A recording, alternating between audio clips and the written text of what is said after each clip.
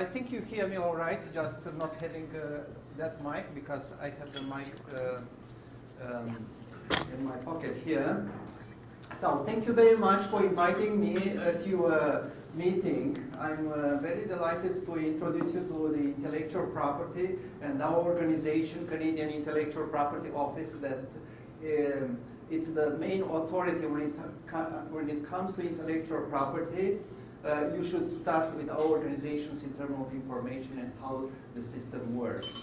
Why you should be interested in intellectual property to start with, there is value associated with that. And in many situations, the company, a company's intellectual property assets are, in many instances, more valuable than the physical assets of a company. So keep that in mind. And these assets, if they are using strategically in the overall business strategy of the company, they create some sort of synergy and bring a lot of profit.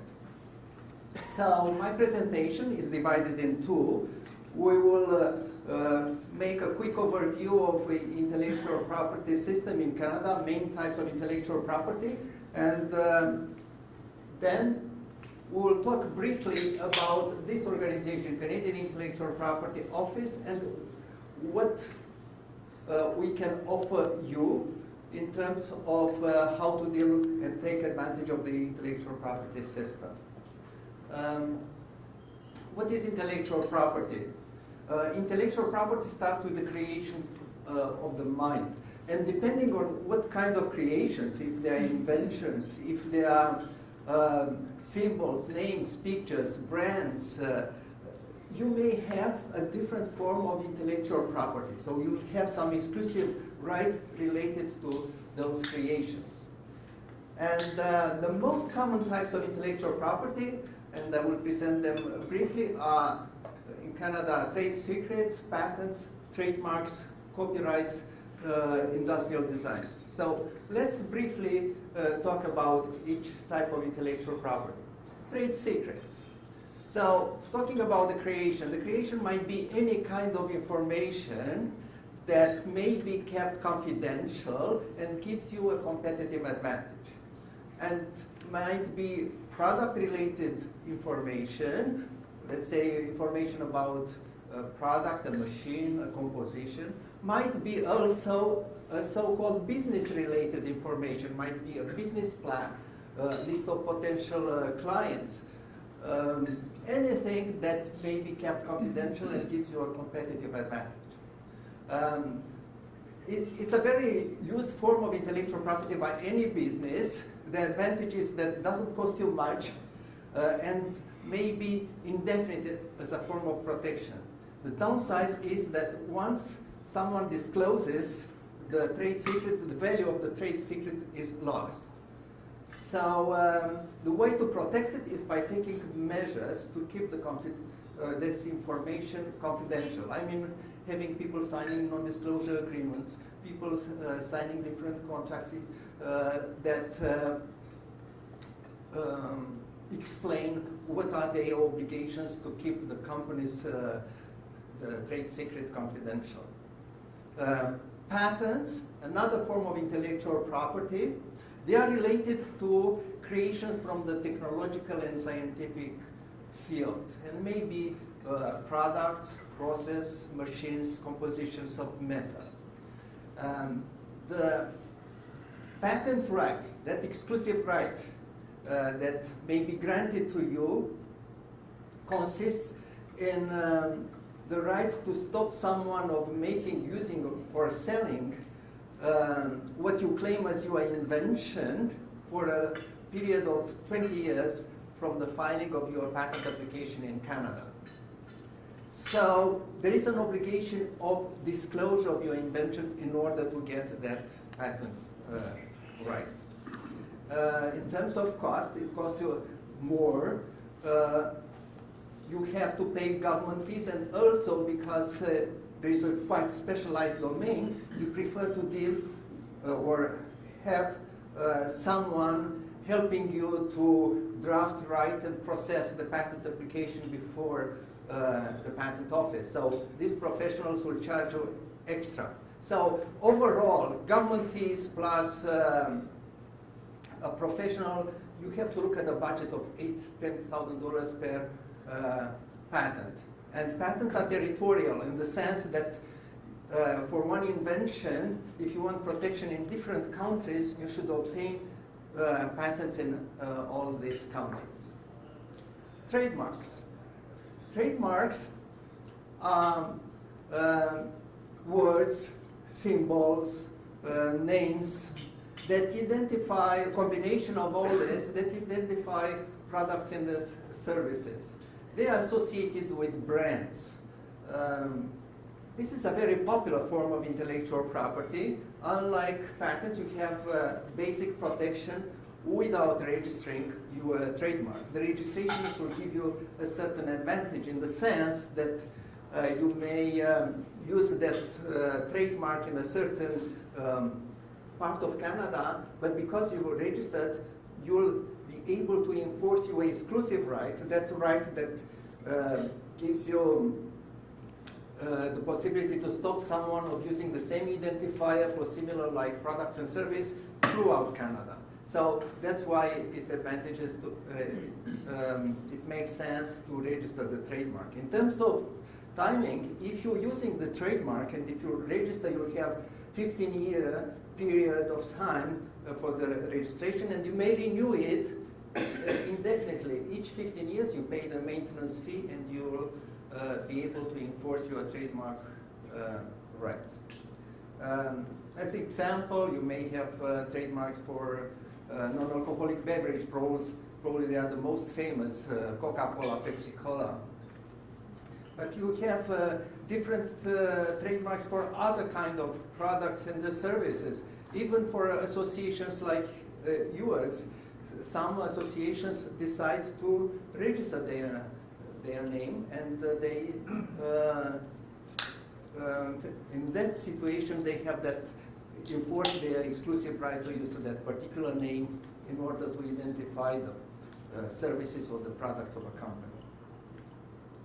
So more about most important types of intellectual property. You have also industrial designs. So going back to the creation, industrial designs are associated with the original shape, pattern, ornamentation applied to a manufactured article. Like for patents, you'll have to file an industrial design application in order to have exclusive rights for making, selling, exhibit for sale that particular design. So you submit an application. This is processed by the Canadian Intellectual Property Office. The industrial design right is issued to you, and this is valid for up to 10 years in Canada. As for patents and trademarks, industrial designs are territorial. So in other jurisdictions, in other countries, you should obtain similar like protection. Copyright. Copyright are usually related to cultural creations. So maybe any original literary, dramatic, musical, artistic work. And because you created that, the owner or the creator is the first owner of the copyright, and he or she will have the exclusive right to produce and reproduce that work. Copyright, you don't have to register in order to enforce your copyright. Registration will give you certain advantages. Again, like for the trademarks, you'll have evidence of ownership of the copyright, and you will also be able to enforce your copyright a lot easier because you have that registration. Copyright is probably the only form of intellectual property that is considered international. Canada signed international agreements on copyright, and that's why the copyright of a Canadian is recognized in all these countries who signed these copyright international agreements. As an example, you have copyright for computer programs. Computer programs applications in general are considered literary works. You have a set of instructions for writing that particular program. In some instances, applications, if they are related to hardware, so software plus hardware, if they tend to be towards something that is considered patentable subject matter, so in combination with hardware, in that situation, they may be also patented. In several examples that will help you understand a little bit the difference that exists between different forms of intellectual property. So patents are for something technological, scientific, related to the functionality, I would say. iPod, that is an example of trademark, is an identifier of products and services. So that's how it's working. It's a brand. Industrial design, they deal with visual aspect of a product. So in this situation, you'll have the case of electronic product. Interesting enough, industrial designs are also for the icons you find on your smartphones. So this is the form of protection that you can get for the icons on the smartphone, industrial design. I hope I haven't confused you much. These are the main types of intellectual property that you should be aware of in Canada. If you go to our website, you'll have the information towards the end of this presentation. You'll find guides on each type of intellectual property, patents, trademarks, copyrights, industrial designs, and others. So you'll be able to go more in depth and understand how each type of intellectual property works and how you can take advantage of it. So in a nutshell, here you have in this table a comparison of all types of intellectual property we covered today. You have trade secrets, they cover confidential information that gives a competitive advantage. Application is not required, and the protection may be indefinite or until the trade secret is disclosed. Patents are for scientific, technological creations. You have to apply in order to obtain that exclusive right, and it's up to 20 years following the filing date of your patent application. Trademarks are for brands. Keep that in mind. You have basic protection without registration, and if you register, you have 15-year initial protection, plus you may renew it indefinitely. Copyrights are for cultural related inventions, keep that in mind. You have basic protection without registration. It's advisable to register. They are, in general, the life of the copyright is the life of the author plus 50 years. There are many exceptions, and I invite you to look in our guide to copyrights to see what the exceptions are. Industrial designs, keep that in mind, are for the visual aspect of a product. Nothing functional or structural, it's just how a product looks like. And you have to file an industrial design application in order to get that exclusive right. And it lasts for 10 years in Canada.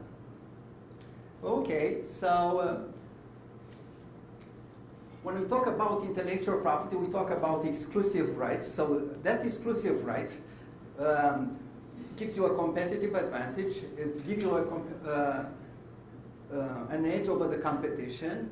And the intellectual property assets as such may be sold, licensed, and traded as any other physical asset of a company. I mentioned to you that you have to file an application in order to obtain an exclusive right. For patents, for example, you have to file a full description of your invention. So all these applications are kept in databases, available for free to search. And in these intellectual property documents, you find valuable information. You find information, legal information that explains you what is the extent of the intellectual property right. So it assists you in avoiding infringement in different situations, or identifying infringement if this is the case. You may also find trade-related or information. You may find whoever is the main player in a particular field of technology, for example. And also, when you look at patent and industrial design databases, you may find very valuable technological information, so you'll not reinvent the wheel, as we call it. So these are the main advantages of the information that you may find in databases. So a few words now about the Canadian Intellectual Property Office. Each country has a similar office like ours in Canada. It deals with many types of intellectual property, and you should use it in like your first point of contact for your intellectual property issues. They are considered the authority, and they have very valuable outreach products that might be of interest to you, because they have a mandate of reaching out to you and making you aware how the Canadian intellectual property system works and how to take advantage of it. So we have different outreach initiatives. They are all free of charge. We try to reach out to younger generation, to college and university students, and we prepared 8 case studies for them. So it's a easy and entertaining way to be introduced to different concepts of intellectual property. We also have a bank of speakers. We send professionals from the patent and trademark agent and lawyer field. We send these speakers well versed in intellectual property and speak to different groups. And again, this is free of charge.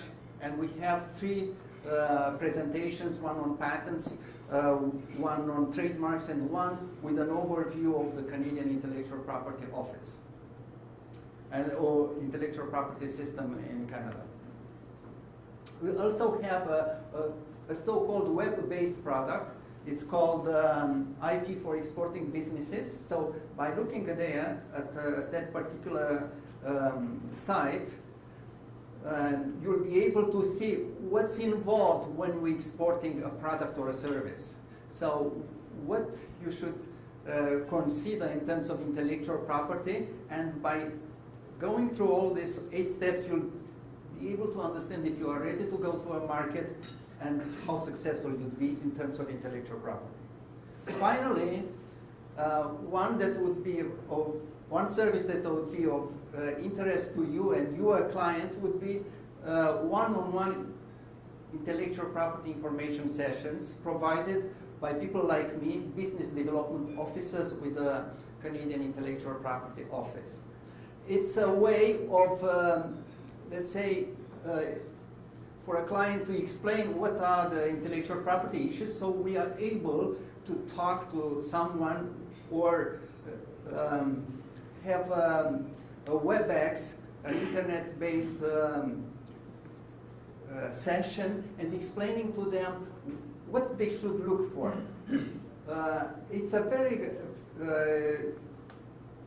useful advice that goes very close to a legal opinion, but it's not providing a legal opinion. However, you'll be able to understand what are your options, how much they will cost you, and you'll be able to make a very informed decision. I hope that in my presentation I convey to you that intellectual property is a very valuable business asset, and you should be aware of how the intellectual property system works, and where are different specialists who can help with intellectual property issues. Because you'll be able to avoid costly mistakes by doing a little bit of homework. So all these intellectual property outreach initiatives are free of charge for you, so I invite you to take advantage of them. This is our contact information, a list of our business development officers. If you're interested, then I can send to you a copy, electronic copy of the presentation. I thank you very much for your attention.